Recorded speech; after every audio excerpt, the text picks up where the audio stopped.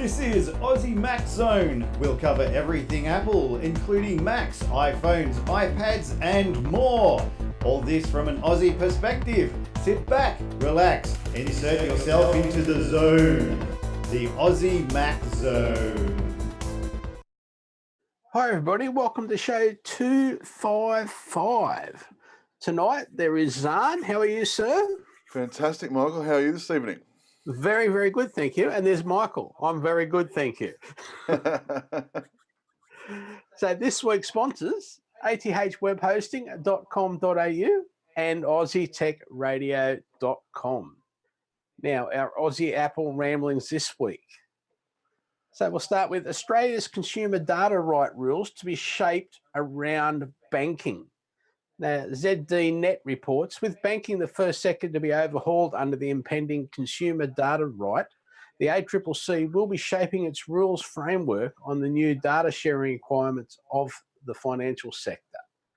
The federal government is hoping to reform the Australian data system in May, announcing it would be investing $65 million on initiatives such as the country's new consumer data right, which will allow individuals to own their data by granting them open access to their banking, energy, phone and internet transactions, as well as the right to control who can have it and who can use it. The Australian Competition and Consumer Commission has been charged with oversight, specifically responsible for rulemaking, consumer education, and eventually the enforcement of the CDR. The ACCC is now seeking feedback from consumers, businesses, and community organisations on the approach it should take regarding setting up the CDR rules. So don't forget, they are asking for our feedback. Yes, this is important. Yes, it is important to the success of the consumer data right regime that consumers, businesses, and stakeholders have transparency over the ACCC's approach in setting up these detailed rules. The ACCC Commissioner Sarah Court said, "The overarching principle the ACCC will take is to implement the consumer data right in a way that provides benefits to consumers without compromising data security. The first sector of the Australian economy to which the CDR is to be applied is the financial services sector through an open banking regime. As a result, the ACCC said it will be shaping the CDR rules around the financial services sector and its new legislative requirements. The consumer watchdog expects the other industries to fall under the CDR will be governed by the same rules determined for banking, but they will be tweaked where required. The ACCC will work toward developing frameworks tailored to specific industries as they are designated and added to the consumer data right regime. It is expected, that's right, it is expected energy and telecommunications will be the next sector to be included. So pretty heavy, but important for people to read up and get involved. It really is, yeah. I didn't know anything about this until I read our news feed yesterday when you sent it through, and I'm like, what? And then it was like, you know, they want the consumer and everyone to sort of, you know, tell them how you feel and be involved. Yeah, yes. Be involved. And I'm like, well, this is really cool. It is. And so I'd like to, you know, do my part. Yeah, we all should. We all should. Go to the ACCC page and have a look. Yep. Now, also, I forgot to tell you, there's some pictures for Story 2, which is this one coming up. Yep. And Story 4 and Story 6, I think. Yep, I noticed that. Yeah. So we're on Story 2, and they're here. Australia's first driverless vehicle unveiled. The Age reports Australia's first on-demand driverless car was revealed in Perth last Wednesday afternoon. The Royal Automobile Club of Western Australia bought the $490,000 IntelliCar from driverless car maker Naver and will start trials at its private Perth airport facility before taking the car on public roads in the first half of 2019. Looking something like out of Blade Runner, it's hard to tell what's the back and what's the front, especially because there's not a steering wheel in sight and the 6 seats face each other. The car is scattered with cameras and radars to help it navigate roads without the help of a human. RAC Group Chief Executive Terry Agnew said Perth was one of only 3 cities in the world where the car was being tested in what was a significant milestone for transport in Australia. How we move around is rapidly evolving, and being able to test emerging vehicle technologies right here in Western Australia will help us adapt to these changes in the safest possible way, he said. Mr. Agnew said driverless vehicles had the potential to remove 90% of on-road crashes and expected them to become the dominant vehicle on Australian roads within 2 decades. Why isn't it removing 100% of on-road crashes? That would be my question. Because there's always room for human error. No, but there's no humans involved. It's the car driving it. Yeah, but we made them. So I got a question.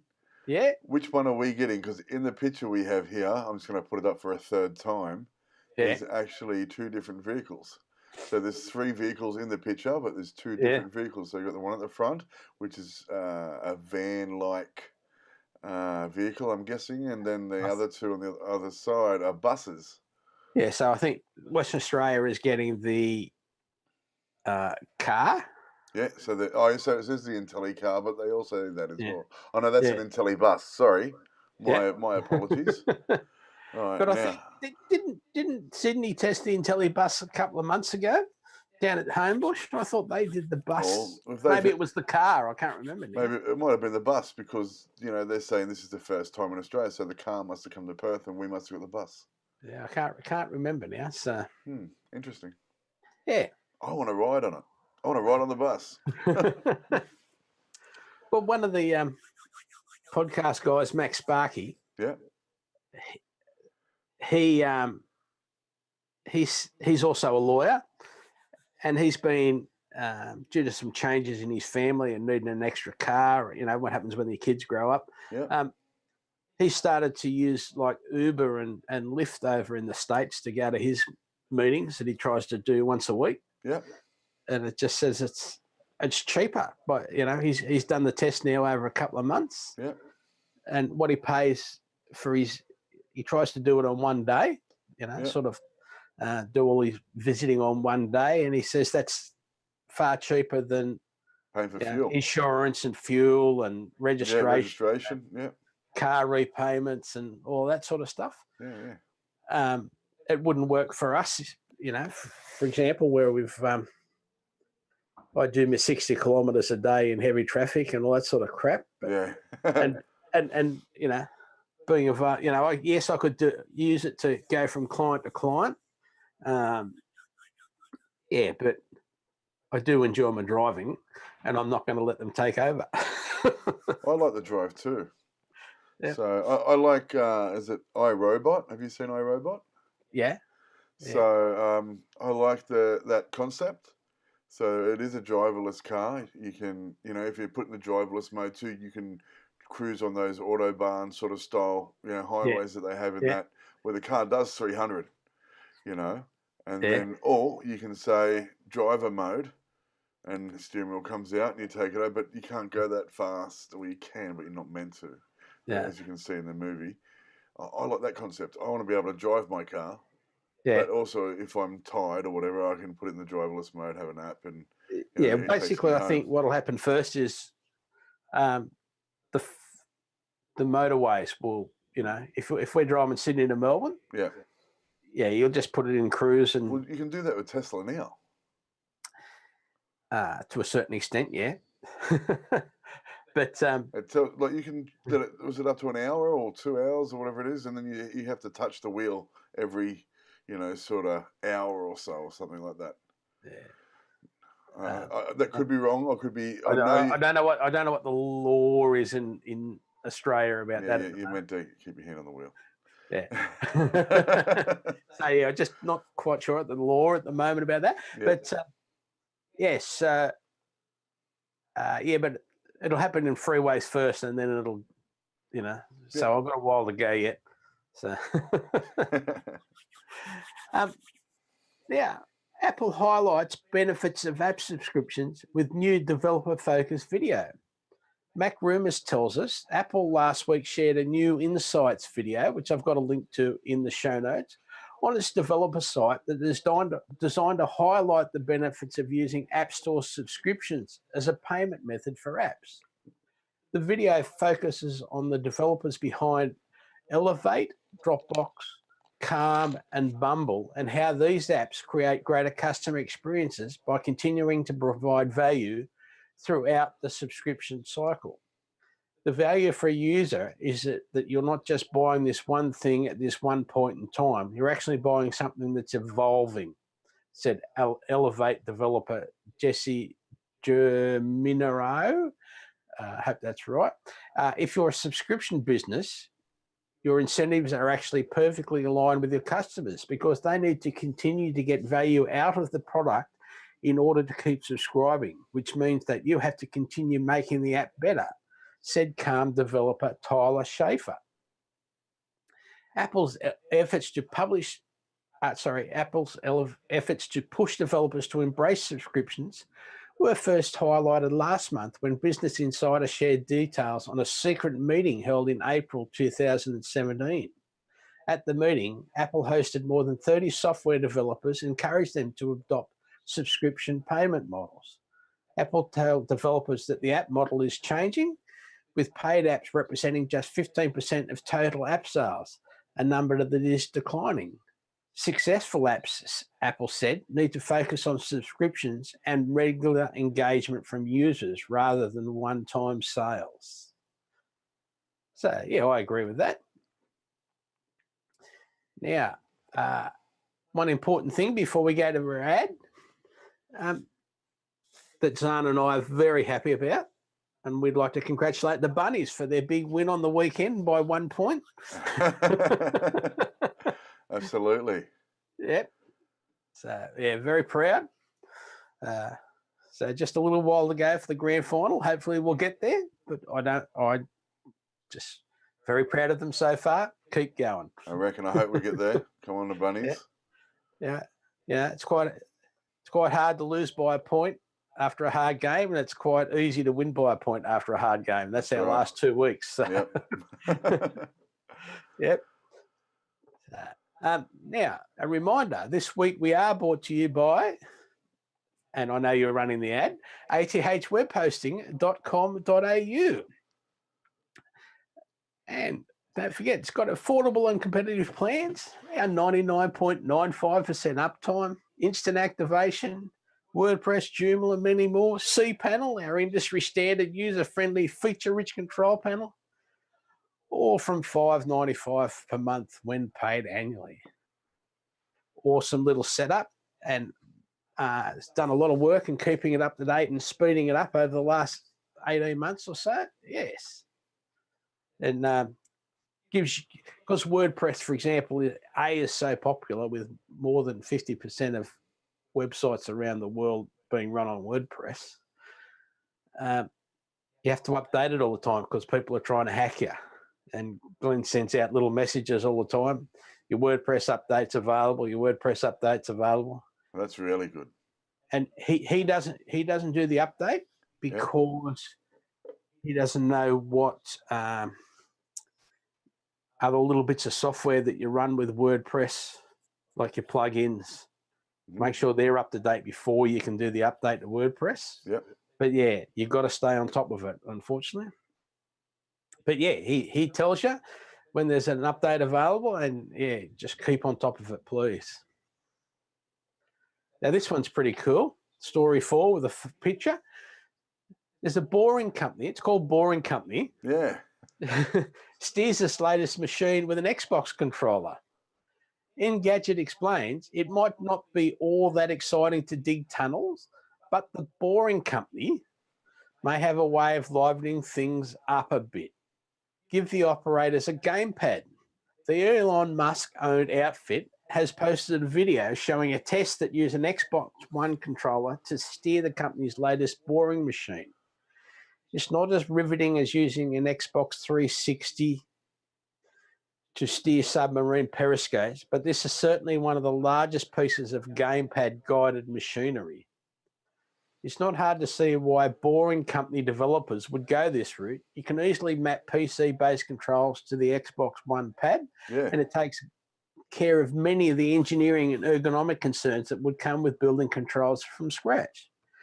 Our only question right now, could you dig tunnels a little bit faster by using the Elite controller? Oh my God. No. The answer is no. But it's a good question. This is really cool. So Yes. I like this idea. You're sitting in front of a screen, you've got the controller, you're doing all of it. It takes the danger out of this job. And Big difference, yeah. yeah. Oh, I just got, all of a sudden, there's got an echo. And, oh, no, it's gone. So, yeah, it's taken all the danger out of this job. You don't have to be in the tunnel with the machine. You know, that when, you know, cave-ins do occur, which they rarely do these days anyway, you know, this is fantastic. This is great. And it's fun. Who doesn't want to drive a huge boring machine with a controller? That's right. Sign me up. Well, the reason we get sort of less cave-ins these days is because they build the tunnels so close to where they're actually cutting it. You know what I mean? Like that. It was only like, I think it was 8 or 10 meters between the boring head and the actual bit that was laying the tunnel behind it. Yeah, that's right. Yeah. For the new train tunnels for the out here, Western Sydney. So yeah, it was just pretty cool. Yeah. Pretty cool. Now, here's our big question from last week. When did Google it become the norm? And there was one really cool bit of information in this that I learned. Yeah, me too. I'm a nerd and I didn't know this. The American Dialect Society chose Google as the most useful word in 2002. Yes, 2002. Who knew that? I didn't know that. The most useful word. It was added to the Oxford English Dictionary on June 15, 2006, and to the 11th edition of the Merriam-Webster Collegiate Dictionary in July 2006. So this means it's been in dictionaries for 12 years. Yes. So there you go. So it's actually been, well, you know, being used since 2002, but it's actually been a registered word in the dictionary for 12 years. Yes. That's powerful. Like that's really powerful. So it's a couple of guys in a shed, you know, building a search engine, and then by 2006, that word that they used for their company, for their everything, just becomes, it's now in the dictionary. Bam, there you go. You are remembered. Now, before I read the other cool bit of the story, something else I learned was their code name for their product was back rub. Oh. So we could have ended up with the word back rub instead of Google. Have you back rubbed it? That doesn't sound right. That doesn't quite work, does it? But also, doing this investigation, All in all, though, it came out with a happy ending. I learned that beyond its success Buffy the Vampire Slayer entailed for Joss Whedon, late of Avengers directing fame, it has a nerdly milestone of its own. According to Charles Arthur in his book Digital Wars, the first use of "to Google" on television appeared in Buffy on October the 15th, 2002. Yep. In the 4th episode of the show's final season, the character Willow turns on the eponymous Slayer and asks, "Have you Googled her yet?" So that's the line out of the TV show in October 2002. And Josh, well, did go on to Avengers and stuff like that, but we all know him for Buffy. And in our realm, Yep. Buffy is way more important than the Avengers.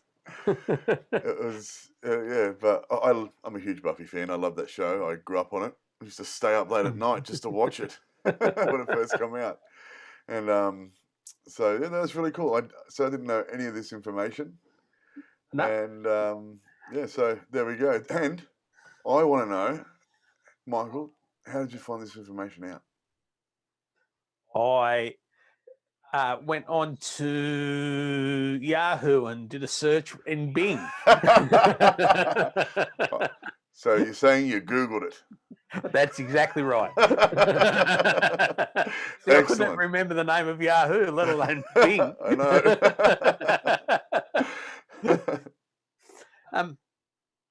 Now, Apple Music adds top 100 charts for all subscribers everywhere. Mashable reported, want to know what people are listening to right now in Belize? Or how about Macau, or Uganda?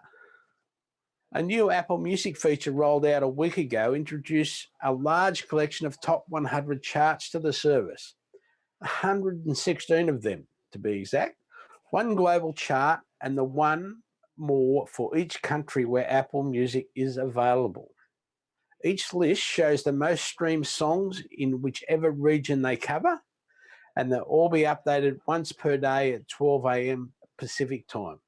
And they're grouped together under the app's Browse section, whether you're viewing Apple Music from a mobile device or on your desktop. And they're pretty cool looking charts, aren't they? Well, I haven't had a chance to look at them yet, Michael. Okay.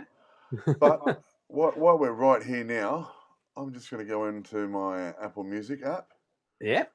And I'm going to go into For Me, or For You, it says. And let's see what we got. Oh, I've got chill mixes. We've got what recently played. Discover music with friends. Monday's playlist. Monday's albums. Where are we? In the Browse section? Oh, I've just got For Me. So I can go into the radio section. Oh, no, Browse. Here we go. I'll go into Browse. All right, what have we got? Get moving. New music, playlists. Top charts. All right. So daily top 100. I've got the global. I've got the Australian. There you go. United States. United Kingdom. So what's the top Australian? The top 3 songs on Australia. Top 3 songs. Let's go. Benny Blanco, Hazley, and Khaled, East Side. Number 2 is Shotgun by George Ezra. And Be Alright, Dean Lewis. I have no idea which any of those songs are. No, leave me out. Let's have a look at Japan. Here we go. All right, so in Japan, we've got number 1 is USA by Da Pump. Marigold by Emion. And number 3 is BDZ by Twice. All right, what other countries do we have? We have so many. Oh. Have you found any songs that we know yet? No, not yet. I don't know where this one is. It looks like Russia. Yes, that's Russia. Awesome. I can't read the names of any of these. The Trump Tower Chronicles. But I can read can't read the name of the songs. But the number 1 is by Igor Kirid. Number 2, no, I don't know his name. They're probably first one's probably I Love Putin. Yep. Second one's probably Putin, My Hero. Yeah, and the third one would be Putin is okay. Yeah. But we also like Trump. Yeah. Putin's putting it past him. So yeah, probably. There's some really cool stuff on here though. I really like this. Here we go. Canada. All right, Kanye West and Little Pump. Yeah. Little Pump. I don't know how to say that. I love it. Sicko Mode by Travis Scott and Lucky You, Eminem, which is actually a really cool track. I know that track. There, we found one. Yeah. So, while we're actually on Apple Music, Yep. last week they released a new version of iTunes, and including for Windows users. Now, the update supports iOS 12 devices and includes new features for Apple Music subscribers. So you can search with song lyrics. So find songs by using some of the words you remember. There's new artist pages, so you can start a customizable station with any artist's music with one click and browse the artist's catalogues more easily thanks to an enhanced design. There's Friends Mix, so follow friends to listen to a playlist of songs you'll love from all your friends listening to. So there's a couple of choices for you, all available, and they are keeping iTunes on Windows up to date, which is great. I love making little playlists for the car. Yeah. So, when we're going up the coast or just going for a drive up the mountains or whatever, Yeah. So I'm playing music for the boys really, but I don't want to be stuck in the car with the Wiggles and stuff like that. And so I try to find, cool songs that we can all listen to and all enjoy. Yeah. And stuff like that. And I've talked about this before on here before, but no, we've got like, Yellow Submarine, even Stairway to Heaven's on there.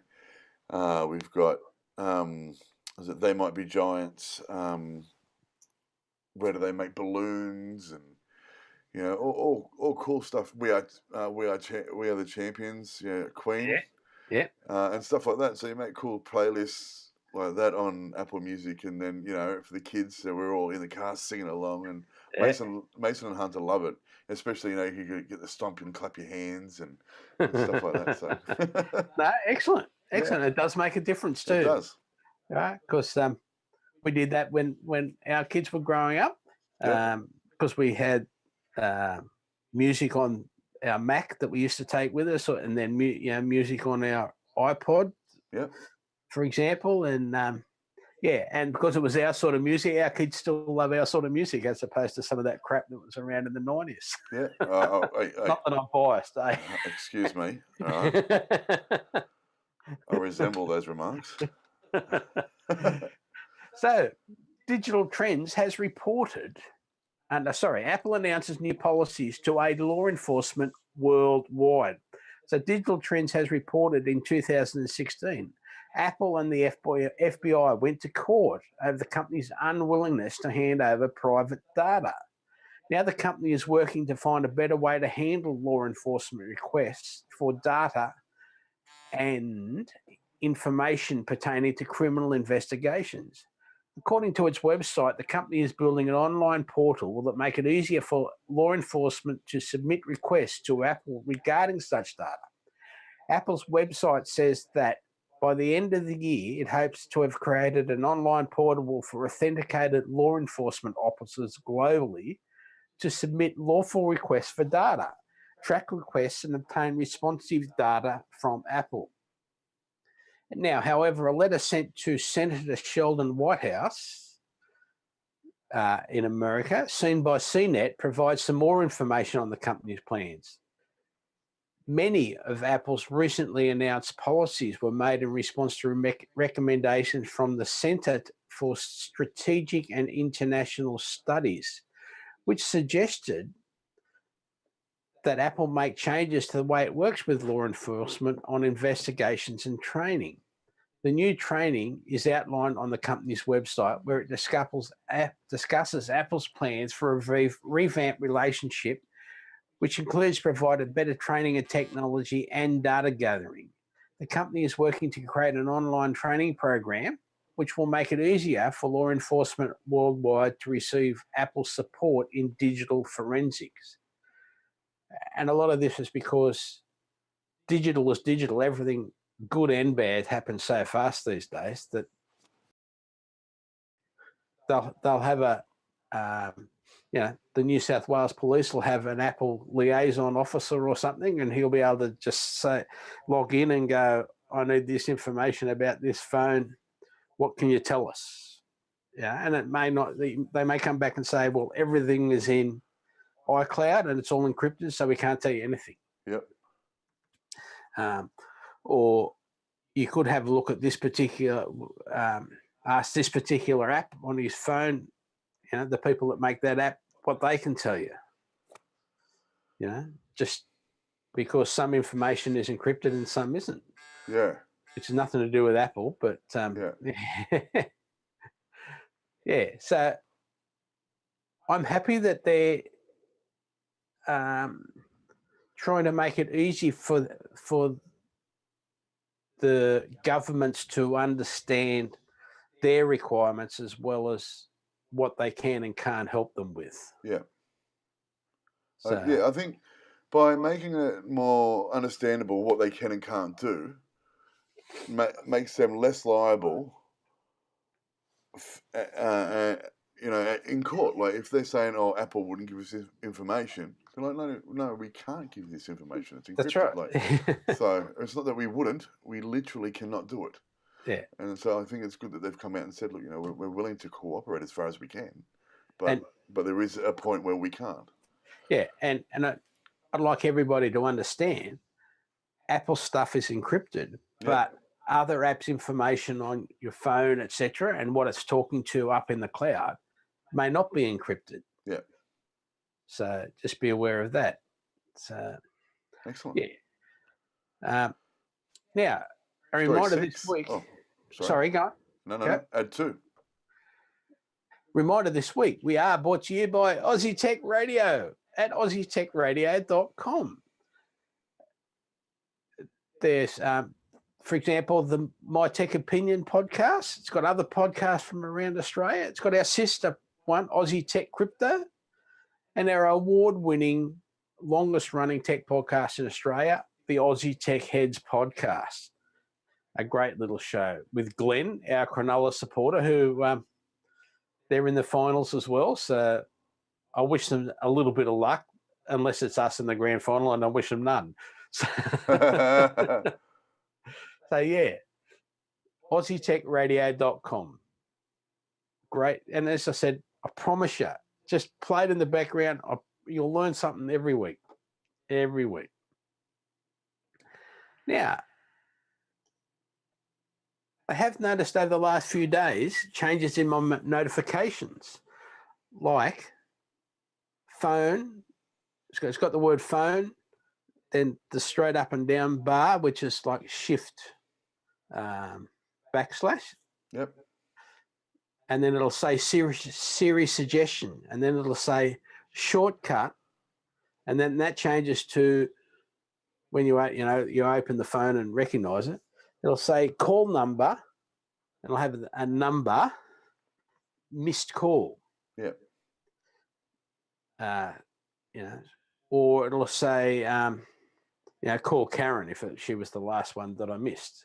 This is in the shortcuts. Or it'll say the one, call Karen, birthday found in contacts.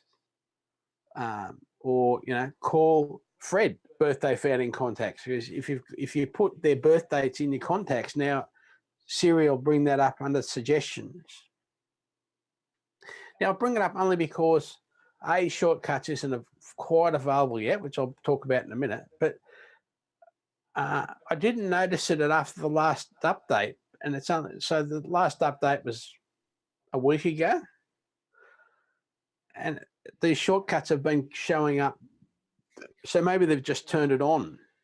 They had it thing so to just turn on a certain date. Yeah. Yeah, because I didn't notice it straight away, or maybe it took a little bit to learn. Now, so the biggest challenge tonight for everyone will be trying to get the official release of iOS 12 and all your app updates. Now, you might be able to get some of your app updates earlier. So after 3 a.m. Eastern Standard Time, which is 10 a.m. Pacific Time in the States, I think that's when you will find iOS 12 will be available to officially download. You don't have to get the developer version or anything like that. So I think that's what you'll find is at 3 a.m. And then hopefully tomorrow morning we'll all start using shortcuts. there's a really good show, podcast I listened to, a new one called Automators, again with Max Sparky and Rose. I can't think of her name now. Anyway, there's a called Automators, and that's all about effectively Siri shortcuts. And they had a guy who worked for Workflow for a little while before Apple acquired it. Even after Apple acquired it, he worked for them. But he's gone back out on his own as a marketing person.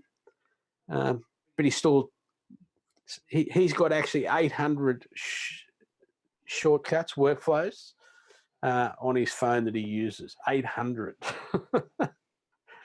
From, for example, one of the ones he was talking about today was, I forgot what it's called now, Golden Time. It's to remind him just when sunrise is and when sunset is, because that's like the golden time to take photos. Yep. The way the sun's on people's faces and things like that. Lights up, under the eyes instead of at 12 o'clock, you're in shadow and things like that. So he's got one that he just says, basically taps it and says, what's the sunrise tomorrow and what's sunset tomorrow and things like that.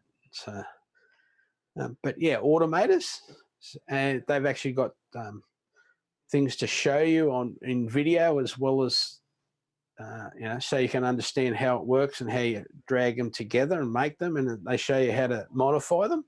So that's just one podcast I've been listening to lately. Anything else from you, my friend Zarn? You been listening to anything special lately, or? Actually, I have. I don't know if I mentioned it last time. I've got a new podcast, and it's about the life the history and the life of Ned Kelly. Okay. By a historian. Let me have a look here. I'll go into my podcasts. Where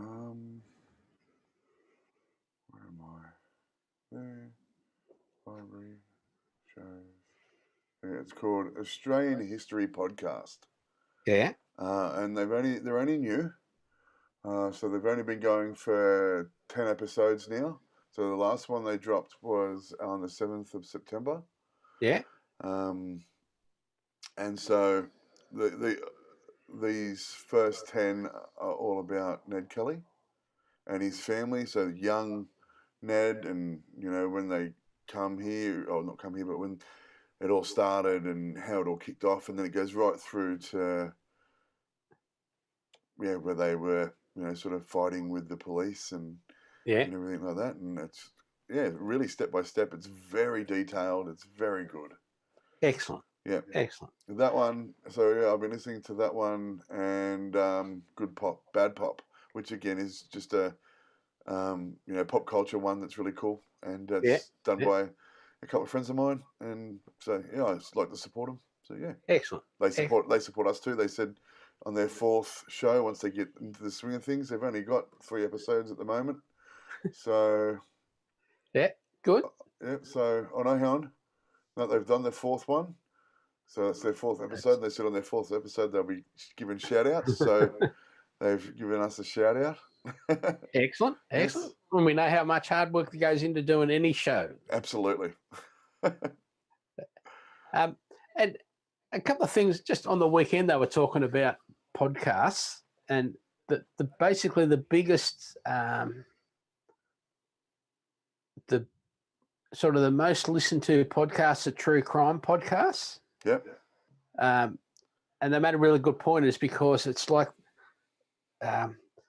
the person doing the work is just whispering in your ear, telling you things. Yep.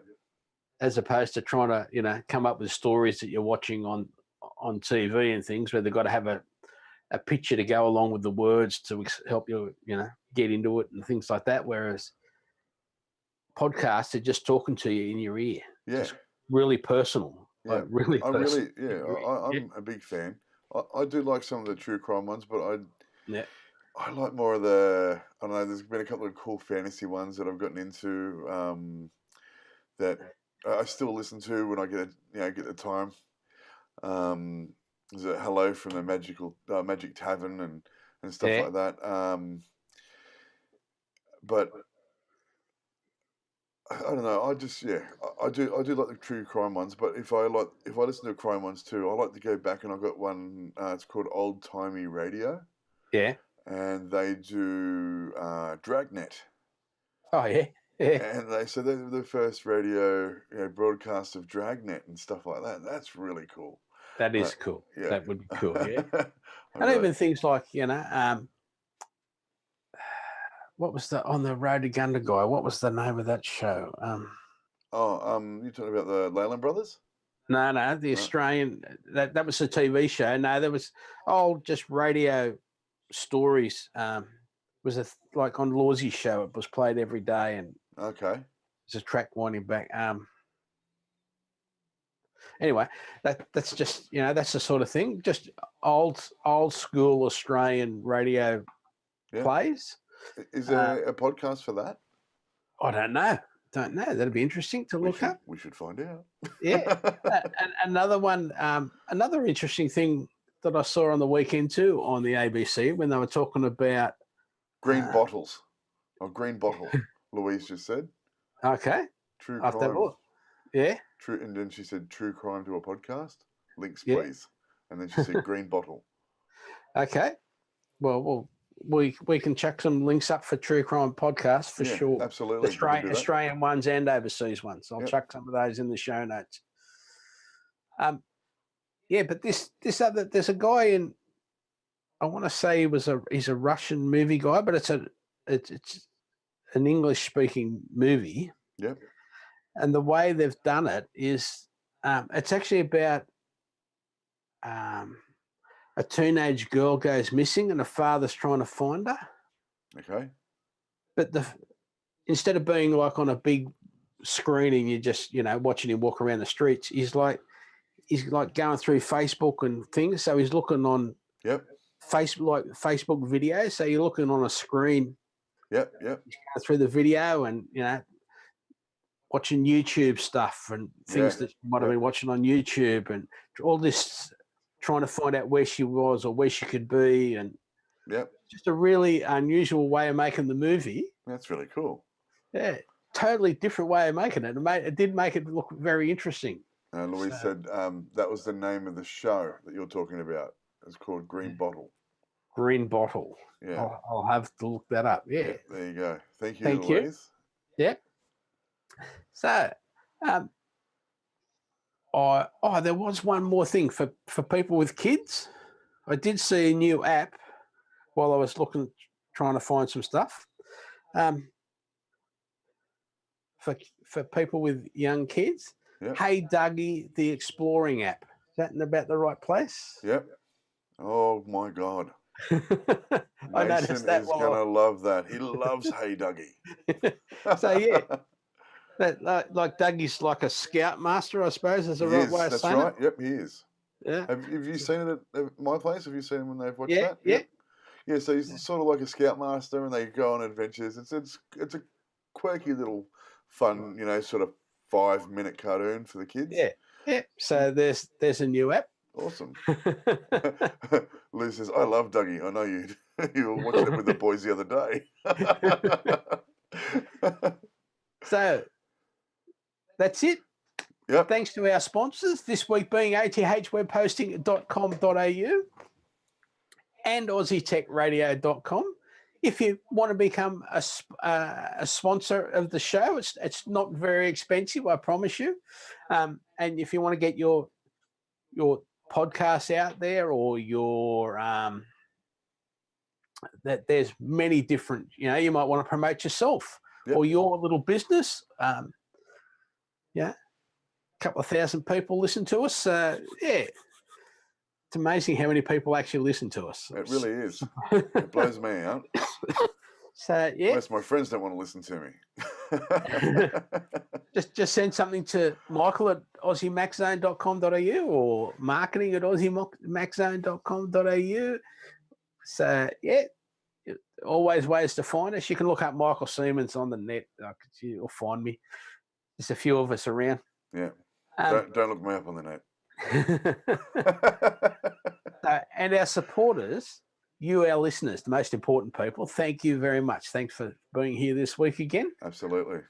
Don't forget, there are show notes, a link each week on your show upload. You can search for us on Spotify for Aussie Mac Zone. I did some Apple News updates last week when the phones were announced. I'm just waiting to. We went down and had a look at. Well, Louise was actually just asking about that too, about the new phones. So you'll go, if you go to episode, was it last week?